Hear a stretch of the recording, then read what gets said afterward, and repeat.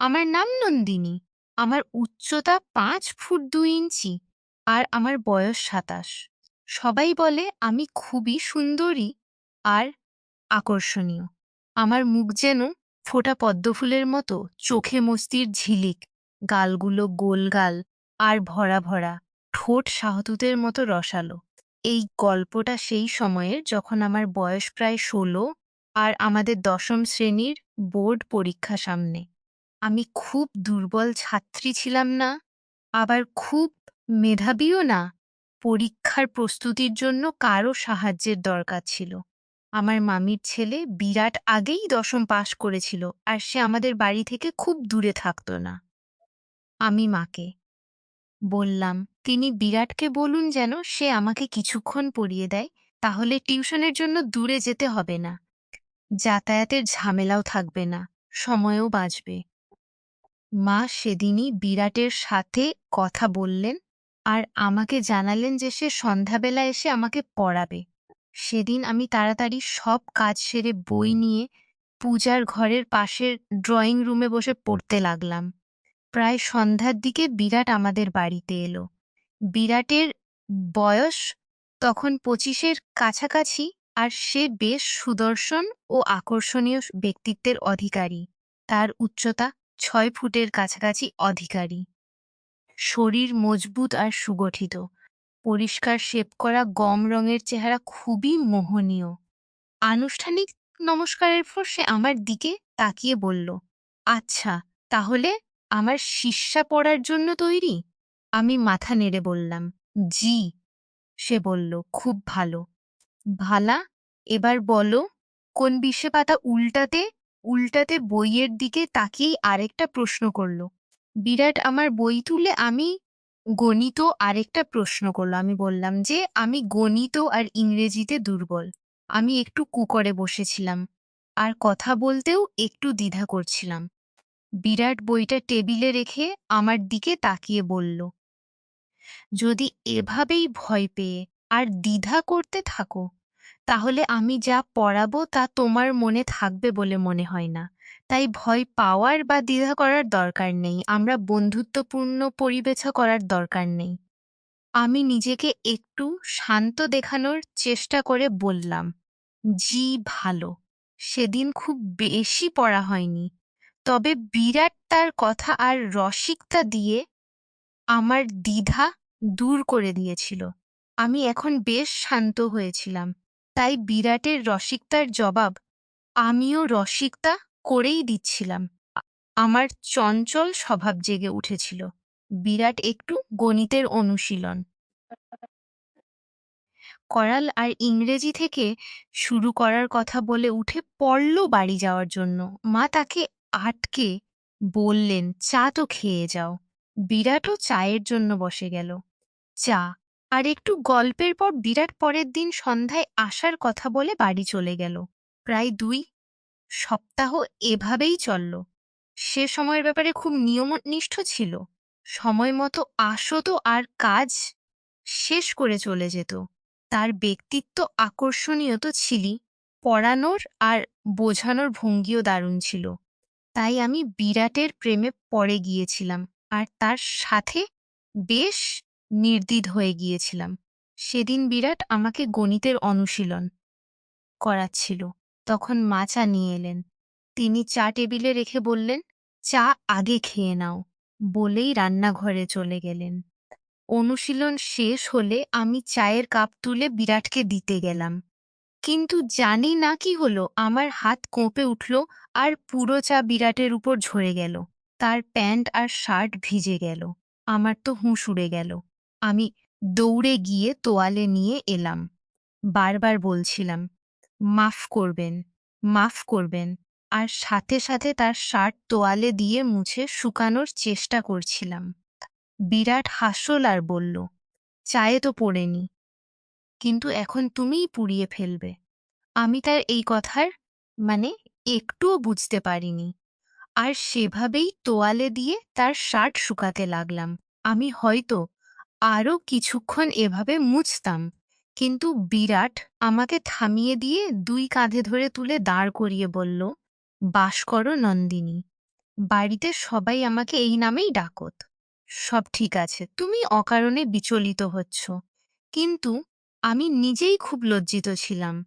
তাই যখন তাকে এভাবে সহানুভূতি দেখাতে দেখলাম, আমার চোখ থেকে জল বেরিয়ে এলো। সে যখন আমাকে কাঁদতে দেখল, তখন আমাকে বুকে জড়িয়ে ধরল আর কপালে চুমু দিয়ে বলল, "অরে পাগলি, কাঁদছ কেন? তুমি ইচ্ছাকৃত চাপ ফেলেছ নাকি? এটা তো দৈবক্রমে হয়েছে।"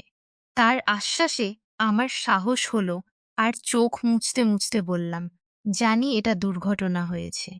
কিন্তু দুর্ঘটনাও তো কোনো না কোনো ভুলের ফল। আর এই দুর্ঘটনার দায় আমারই। বিরাট হয়তো পরিবেশটা আনন্দময় করতে চেয়েছিল।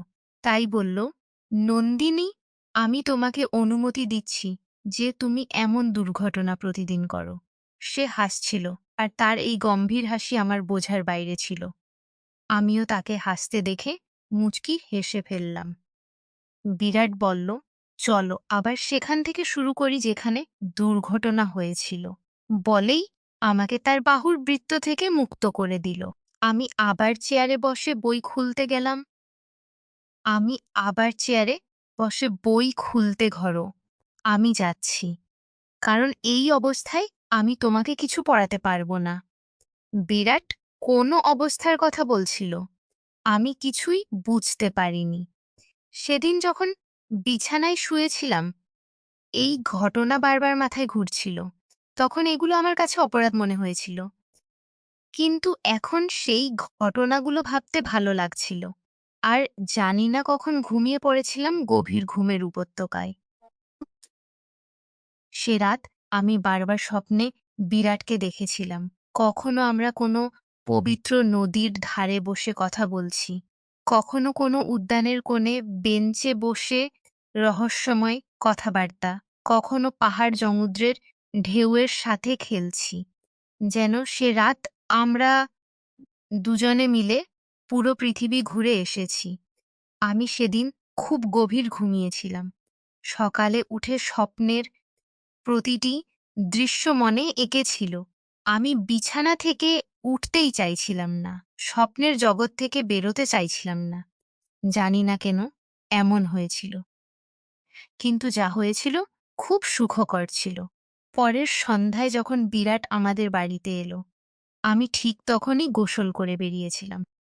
আমার চুল ভেজা আর তখনও পানি ঝরছিল। বিরাটের বারবার উঠে আসা দৃষ্টি আমি ভালোভাবেই টের পাচ্ছিলাম।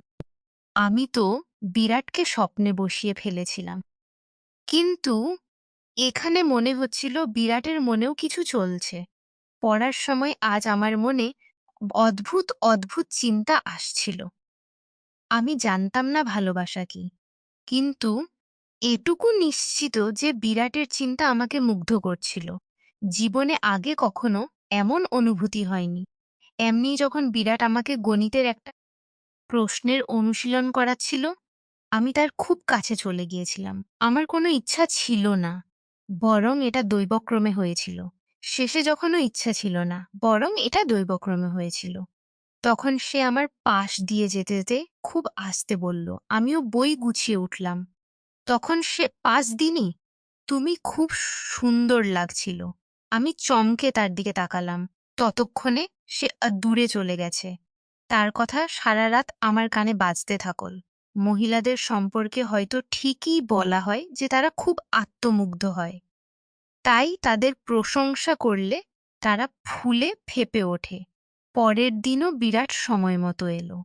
আমরা পড়া শুরু করেছি। ঠিক তখনই বিদ্যুৎ চলে গেল। আমি উঠলাম যে মোমবাতি জ্বালিয়ে আনি। তখন বিরাট আমার হাত ধরে বলল, "আমরা কি মতির মালা গাঁথতে বসেছি নাকি? এভাবেই বসে গল্প করি। একটু পরেই তো উম উম একটু পরেই তো বিদ্যুৎ আসবে।" আমিও সেখানেই বসলাম। আর আমরা উম ইতস্তত কথা বলতে লাগলাম। বিরাট আমার হাত এভাবেই ধরে রেখেছিল। কিন্তু আমার অদ্ভুত লাগছিল। যদিও বিরাটের ভালোবাসা আমার উপর চেপে বসেছে আর তার প্রভাবশালী, কিন্তু আমি তখনই এমন আশা করছিলাম না। ঘর অন্ধকার ছিল। তাই আমরা একে অপরের মুখের ভাব দেখতে পাচ্ছিলাম না। সত্যি বলতে তার হাত আমার হাতের উপর খুব ভালো লাগছিল। কিন্তু ভিতরে একটা ভয় ছিল যা আমাকে আটকে রাখছিলাম। যদি বিরাটের জায়গায় অন্য কেউ হতো তাহলে নিশ্চিত বলতে পারি আমি তার হাত ছিঁড়ে ফেলতাম। কিন্তু বিরাটের জন্য আমি আগে থেকেই সব হেরে গিয়েছিলাম। তবুও আমি যা হচ্ছিল তা চাইছিলাম না। আমার অদ্ভুত লাগতে শুরু করল। তাই আমি তার হাত ছেড়ে টয়লেটে যাওয়ার অজুহাতে উঠে পড়লাম। কিন্তু উঠে পা বাড়াতেই জানি না কি হলো। আমি টলমল করে উঠলাম। সেই মুহূর্তে বিরাট হাত বাড়িয়ে আমাকে ধরল। তাই পড়ে যাওয়া থেকে বেঁচে গেলাম। আমি খুব ভয় পেয়ে গিয়েছিলাম। হয়তো তাড়াতাড়ি টয়লেটের দিকে ছুটে গেলাম। আমার কোনো দরকার ছিল না। শুধু ঠান্ডা পানি মুখে ছিটিয়ে গরমের অনুভূতি একটু কমিয়ে নিলাম। আমি তখনও টয়লেটে ছিলাম। তখন বিদ্যুৎ এলো। আমি ফিরে ড্রয়িং রুমে এলাম। তখন বিরাট সেখানে নেই। আমার অস্বস্তি হলো যে কি হয়েছে যে না বলেই চলে গেল। ঠিক তখনই মা ড্রয়িং রুমে এসে বললেন যে বিরাট বলছিল তার মাথা ব্যথা করছে আর বিদ্যুৎও নেই, তাই সে বাড়ি যাচ্ছে। আমিও বই গুছিয়ে নিজের শোবার ঘরে চলে এলাম। আমার চিন্তার কেন্দ্র শুধু বিরাটই। সে রাতও তারই ভাবনায় ডুবে ঘুমিয়ে পড়লাম। সকালে উঠে সারাদিন বিরাটের স্মৃতিতে হারিয়েছিলাম। সন্ধ্যা হওয়ার আগেই সন্ধ্যার জন্য অধীর আগ্রহে অপেক্ষামন আচরণ করে। কিন্তু সময় হলেও চাইতাম আজ অপেক্ষা করতে থাকলাম। কিন্তু আমার অপেক্ষা শুধু অপেক্ষাগলাম। কিন্তু আমার অপেক্ষা শুধু অপেক্ষায় রইল। সে আর এল না। তখন আমি মাকে বললাম, মা বিরাট আজ কেন এল না জানি না। মা বললেন, হয়তো অন্য কোনো কাজ পড়েছে তাই আসতে পারেনি।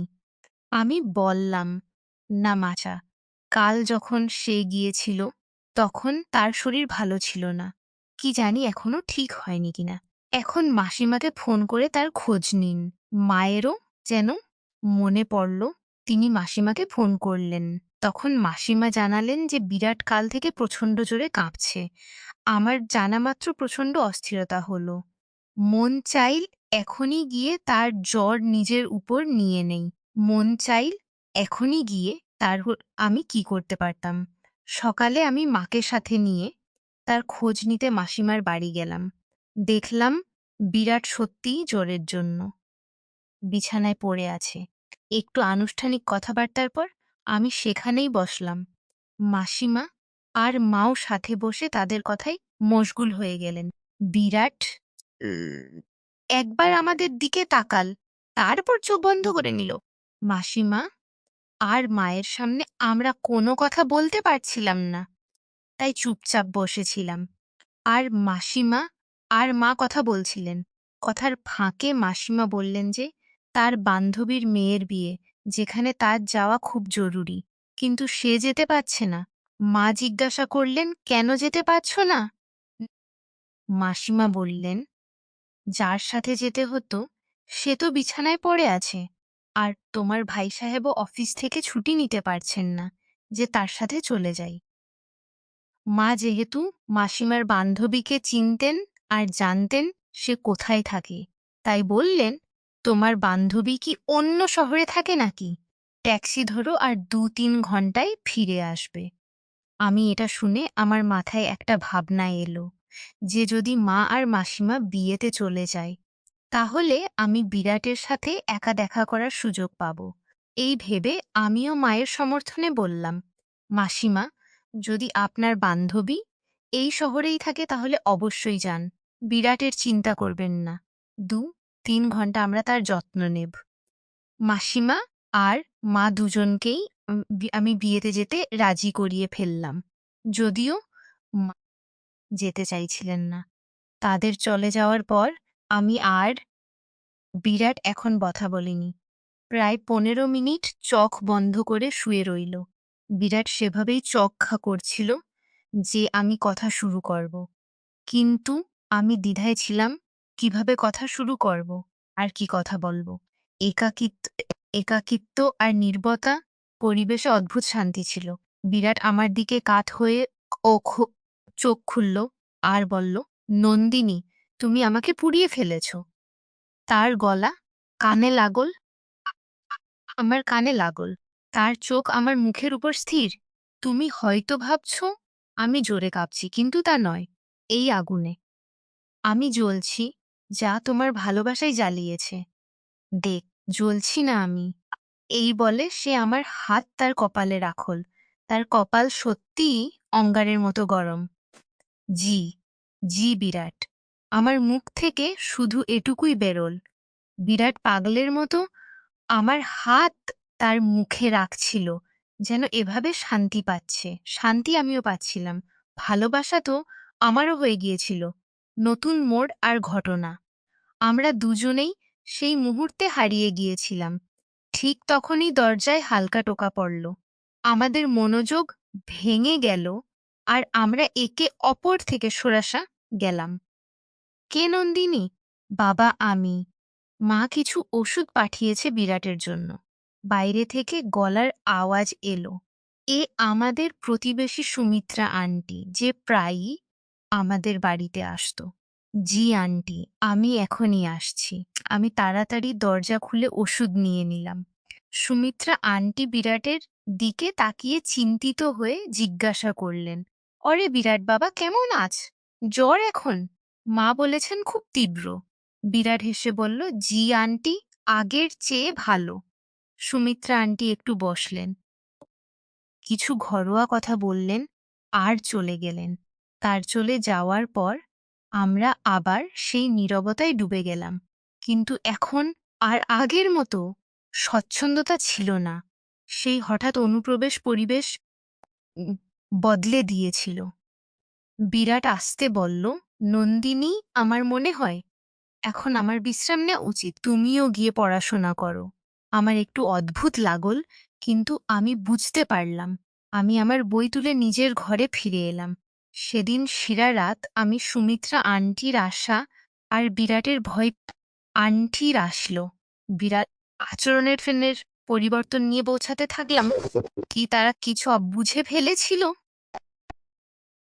পরের দিন যখন আমি মাসিমার বাড়ি গেলাম, দেখলাম বিরাট এখনো জোরে আছে, কিন্তু আগের চেয়ে ভালো লাগছিল। আমি সাহস করে জিজ্ঞাসা করলাম, বিরাট, কাল আপনি হঠাৎ কেন চলে গিয়েছিলেন? বিরাট আমার দিকে তাকিয়ে হালকা হাসি দিয়ে বলল, আমার মাথা সত্যিই ব্যথা করছিল। আর তারপর বিদ্যুৎও ছিল না, তাই মনে হলো তোমাকে পড়াতে অসুবিধা হবে। তার চোখে একটা অদ্ভুত ঝিলিক ছিল, যা তার কথার সাথে মিলছিল না। মাসিমা মাঝখানে কথা কেটে বললেন, নন্দিনী বাবা, আমি ভাবছিলাম যতদিন বিরাট পুরোপুরি সুস্থ না হয় তুমি তার সাহায্য করো। তার একটু অসুবিধা হচ্ছে আর ডাক্তার বলেছেন তাকে কয়েকদিন কড়া বিশ্রাম দরকার। আমি এটা শুনে খুব খুশি হলাম। এটা আমার জন্য বিরাটের আরও কাছে আসার একটা সুযোগ। আমি তৎক্ষণাৎ বললাম, জি মাসিমা, অবশ্যই। আমি বিরাটের সাহায্য করব। এখন প্রতিদিন আমি দুপুরে মাসিমার বাড়ি যেতাম। বিরাটকে ওষুধ দিতাম, তার জন্য সবজির স্যুপ বানাতাম আর তাকে গল্প শোনাতাম, যাতে তার মন লাগে। পড়াশোনার অজুহাত এখন শুধু আনুষ্ঠানিকতা হয়ে দাঁড়িয়েছিল। আমাদের কথাবার্তা বেশিরভাগ জীবন, স্বপ্ন আর ভবিষ্যৎ নিয়ে হতো। বিরাট আমাকে তার শৈশবের গল্প শোনাতো, কলেজের মজার মুহূর্ত বলতো। আমিও তাকে আমার ছোটখাটো দুষ্টুমি আর পড়াশোনার বাইরে আমার শিল্পকলামূলক আগ্রহের কথা বলতাম। একদিন যখন আমি বিরাটের পাশে বসে তাকে একটা লোককথা শোনাচ্ছিলাম, সে হঠাৎ আমার হাত ধরল। এবার তার ধরন শক্ত ছিল আর তার চোখে সেই চাহিদা ছিল, যা আমি সেদিন অনুভব করেছিলাম যখন চাহিদা ছিল, যা আমি সেদিন অনুভব করেছিলাম যখন চা পড়েছিল। সে বল, নন্দিনী, তুমি আমার জীবনে এক নতুন আলো ভরে দিয়েছ। যখন থেকে তুমি আমার যত্ন নিচ্ছ, আমার অসুখও ভালো লাগতে শুরু করেছে। আমি লজ্জা পেলাম। কিন্তু হাত সরিয়ে নিলাম না। সে বলল, নন্দিনী, আমি তোমাকে কিছু বলতে চাই। আমার হৃদয় জোরে ধড়ফড় করতে লাগল। আমার মনে হলো সে সেই কথাই বলবে যা আমি শুনতে চাই। কিন্তু ঠিক তখনই দরজায় আবার টোকা পড়ল। এবার মা আর মাসিমা ফিরে এসেছেন। আমরা দুজনেই তৎক্ষণাৎ একে অপর থেকে সরে গেলাম। আমার মুখ লাল হয়ে গিয়েছিল আর বিরাটও একটু অস্বস্তিকর লাগছিল। মা মাসিমাকে বললেন, দেখো মাসিমা, আমাদের নন্দিনী কত সেবা করে। বিরাটের রঙও ফিরে এসেছে। আমি মায়ের কথা শুনে আরও বেশি লজ্জা পেলাম। সেদিন বিরাট আবার তার কথা শেষ করতে পারেনি, কিন্তু তার চোখে একটা প্রতিশ্রুতি ছিল। পরের কয়েকদিন বিরাটের শরীর ভালো হতে লাগল আর সে আবার আমাকে পড়ানো শুরু করল। কিন্তু এখন আমাদের মধ্যে একটা অকথিত সম্পর্ক তৈরি হয়ে গিয়েছিল। আমাদের চোখাচোখি বেশি হতো আর স্পর্শে এক নতুন উষ্ণতা এসেছিল। যখনই মা বা মাসিমা আশেপাশে থাকতো না, বিরাট আমাকে খোঁচা দিত আর আমি তার রসিকতায় হাসতাম। এক সন্ধ্যায় যখন পড়া শেষ হয়ে গিয়েছিল আর বিরাট যাওয়ার জন্য উঠছিল, আমি সাহস করে বললাম, বিরাট, আপনি আমাকে কিছু বলতে যাচ্ছিলেন।